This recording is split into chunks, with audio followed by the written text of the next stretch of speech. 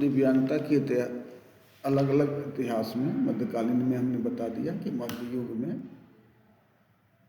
दिव्यांगता को क्या माना जाता था, पाप या का फल, माने पूर्वजों की गलती या माता पिता की गलती, पिछले जन्म में कुछ गलती किए होंगे माता पिता या खुद व्यक्ति ने कुछ पिछले जन्म में गलती किया हो, उसका सजा मिल रहा है, या देवी प्रकोप देखा जाता था, है ना। और दिव्यांग को माना जाता था, इसको देख लेने से सुबह में उसका दिन खराब हो जाता है, या कोई पर्व त्यौहार पूजा पाठ इस सब में उनको अपवित्र माना जाता था। मतलब बाद में आपने देखा कि मनोरंजन का उस पर कमेंट करना, उस पर अलग अलग तरीके से बातें बोलना ना, सामाजिक कलंक के रूप में उन्हें क्या, उसको क्या किया जाता, बहुत समाज में घर के अंदर छुपा दिया जाता था। किसी के यहाँ ऐसा बच्चा हो या तो उनको आज भी देखिएगा कि जिनके यहाँ इस तरह का बच्चा हो, बाहर नहीं निकालते हैं कि हमारे यहाँ लोग शादी नहीं करेगा, ब्याह नहीं करेगा, भोज नहीं देगा, है तो उसको शिक्षा, रोजगार, स्वास्थ्य सेवा तथा पारिवारिक अधिकारों से वंचित रखा जाता था। दिव्यांगता को मेडिकल रूप से देखने के लिए 18वीं और 19वीं शताब्दी में दिव्यांगता को व्यक्तिगत चिकित्सा का समय माना गया। इसके अनुसार दिव्यांग व्यक्ति की दुर्बलता उपचार पुनर्वास द्वारा ठीक किया जा सकता है। दिव्यांग व्यक्ति को रोगी माना गया चिकित्सा विशेषज्ञ द्वारा उनके फैसले को अधिकार लेने के लिए। तो क्या क्या अलग अलग रोग के रूप में माना गया। लेकिन अभी क्या है, वर्तमान दृष्टिकोण में पर्यावरण और सामाजिक दृष्टिकोण के रूप में नवीनतम अवधारणाओं के अनुसार दिव्यांगता व्यक्तिगत दोष नहीं बल्कि समाज द्वारा निर्मित अवरोध, संसाधनों की कमी और भेदभाव का परिणाम है।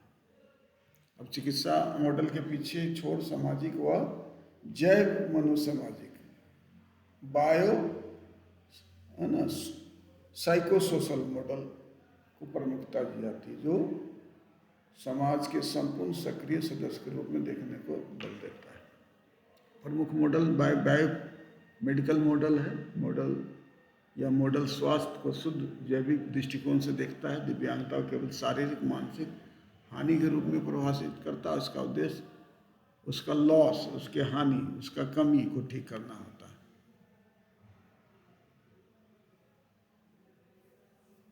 ठीक है, उसके हानि को, कमी को, उसके लॉस को ठीक करना रहता है। उसका क्या कमी रह गई है, अक्षमता को, हाँ उसको अक्षमता, हानि को उसको अक्षमता वर्ड सही रहेगा। तो जहाँ जहाँ हानि है उसको हमने अक्षमता वर्ड को करना होगा,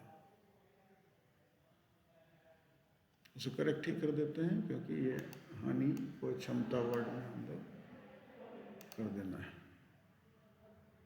सर मेरे डिस्प्ले में दिखाई नहीं देता।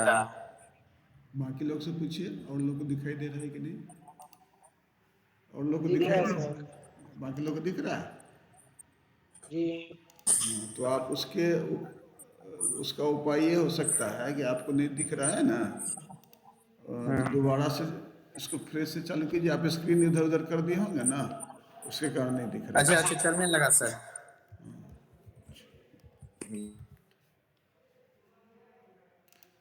हानि को हम अक्षमता से इसका रिप्लेस नहीं हो रहा है, क्या हो गया, रिप्लेस नहीं हो रहा है।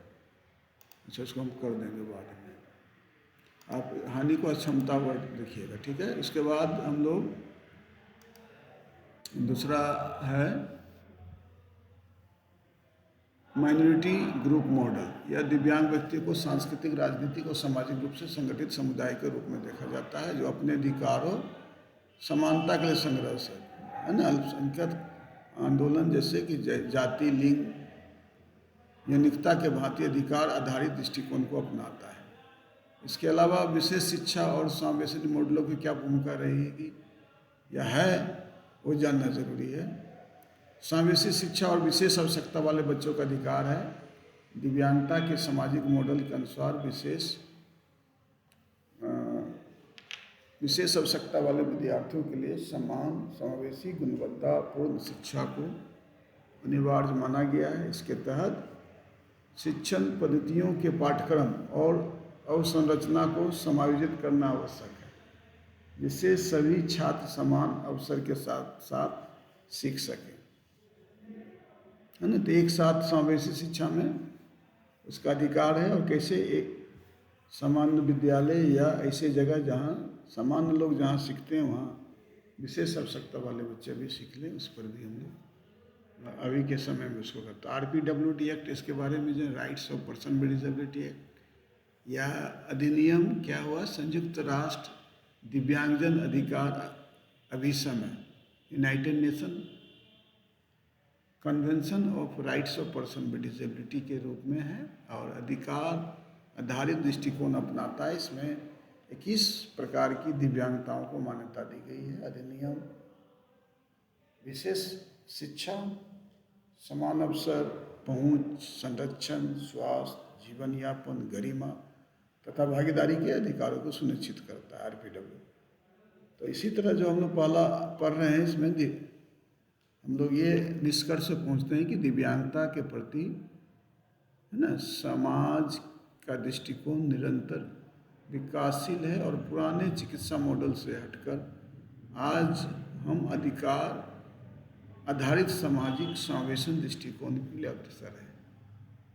तो ये जानना जरूरी है कि मॉडल कोई अंतिम नहीं होता है, यह प्रक्रिया है, बदलते रहता है, उसके गरिमा, समानता, सशक्तिकरण की ओर ले जाता है। शिक्षा, नीति और सामाजिक व्यवहार, इसी परिवर्तन के सोच को अपनाना ही समावेशन की कुंजी, सबको एक साथ रखना। इसी के अंतर्गत हम लोग ये भी जानेंगे शिक्षा और विशेष आवश्यकता वाले बच्चों की पृष्ठभूमि क्या है। शिक्षा क्या है, निरंतर चलने वाली प्रक्रिया है जो जीवन भर चलती है। इसमें ऐसे अनेक अनुभव शामिल होते हैं जो योजनाबद्ध भी हो सकते हैं और सहज रूप से घटित भी होते हैं। यह प्रक्रिया बच्चों, वयस्कों और सामाजिक संस्कृति परिवेश के में संवाद करने के लिए, समझने के लिए अलग अलग होता है। तो क्या होता है इसमें, शिक्षा में समाज और संस्कृति के प्रति अनुकूलन महत्वपूर्ण है, क्योंकि हमारे बहुत सारे अलग अलग परिस्थिति होते हैं, अलग अलग समस्या होता है। पर्यावरण को समझना है, औपचारिक जैसे प्राथमिक से उच्च शिक्षा के रूप में अलग अलग बच्चे हैं, उसमें इसका आधार एक निश्चित पाठ्यक्रम होता है, तो उसको शैक्षिक प्राधिकरण द्वारा निर्धारित किया जाता है। हमारा जो विशेष बच्चे के लिए किस तरह का पाठ्यक्रम होना चाहिए, समझना चाहिए। लेकिन कुछ ऐसे जो नॉर्मल बच्चे हैं तो उसका क्या होता है, सिलेबस है, उसके हिसाब से पढ़ता है। लेकिन हमारा जो विशेष आवश्यकता वाले बच्चे होते हैं, उनकी विशेष आवश्यकताओं को पूरा करने के लिए अलग से जो है उस पढ़ाने लिखाने का एक अलग व्यवस्था करना होता है। उसको विशेष शिक्षा करता है, विशेष रूप से सीखने की जो है प्रणाली को समझना पड़ता है। तो इन विशेष बच्चों की जानने के लिए, उसके लिए समझना जरूरी है कि किस तरह के कुछ शब्द लाए, जैसे अशक्त, दिव्यांग, है ना, ऐसे ऐसे वर्ड बोलते हैं, अशोभनीय वर्ड बोलते हैं। अनेक बार अलग अलग स्थानों पर अलग अलग ढंग से होता है। WHO है, वर्ल्ड हेल्थ ऑर्गेनाइजेशन, इसके द्वारा 1980 में international classification of impairment, disability and handicaps, ICIDH, ऐसे पूछता है, शॉर्ट फॉर्म पूछेगा। ये जो है ICIDH क्या है, इसके बारे में आपको पूछेगा। ये 1980 में international classification of impairment, disease, disabilities and handicap, है ना। इसके तहत उसमें ये पूछा जाता है कि हानि क्या है, दिव्यांगता क्या है और हैंडीकैप क्या है, यानी इम्पायरमेंट, डिसेबिलिटी और हैंडीकैप के बारे में आपको पूछेगा कि क्या अंतर है, क्या है, नहीं है। तो ये जानना जरूरी है। इम्पायरमेंट मतलब हमारा शरीर का जो कोई ऐसा संरचना है, कोई ऐसा हमारा अंग है जिसके या तो उसको कमी होता है या असामान्यता होता है या उसमें होते ही नहीं।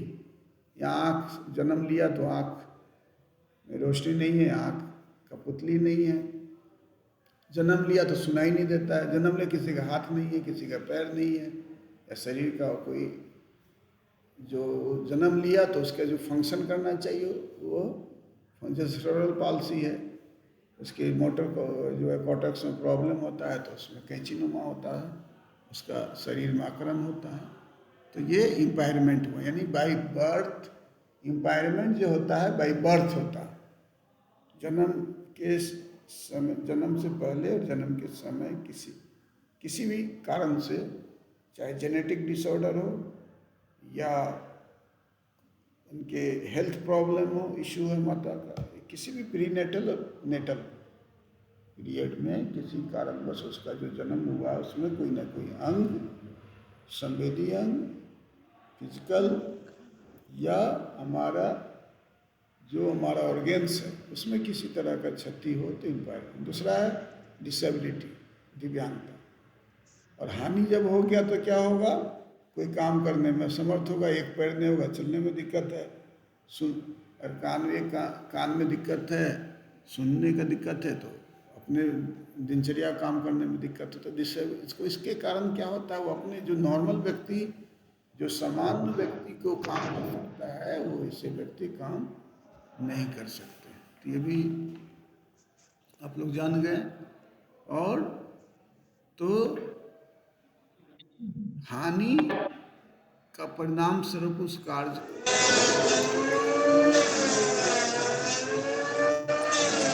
अरे भाई फोन है म्यूट करो यार।